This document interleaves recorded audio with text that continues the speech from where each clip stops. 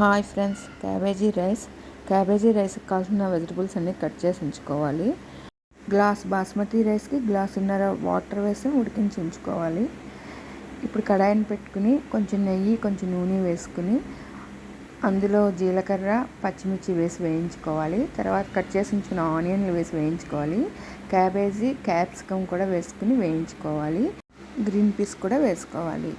Vegetables అన్నీ వేగుతున్నప్పుడు కొంచెం అల్లం వెల్లుల్లి పేస్టు, సాల్టు, ధనియా పౌడరు, గరం మసాలా పౌడరు వేసుకుని బాగా కలుపుకోవాలి. ఉడికించి ఉంచుకున్న రైస్ని చల్లగా చేసుకుని ఈ వెజిటబుల్స్లో వేసుకోవాలి. ఇది మళ్ళీ రీహీట్ అయ్యేలా బాగా వేడి చేసుకుని కొత్తిమీరని వేసుకుంటే క్యాబేజీ రైస్ రెడీ. ఈ రైస్ని మార్నింగే సింపుల్ అండ్ ఈజీగా లంచ్ బాక్స్లోకి చేసుకోవచ్చు. రెసిపీ నచ్చితే ట్రై చేయండి. Thank you.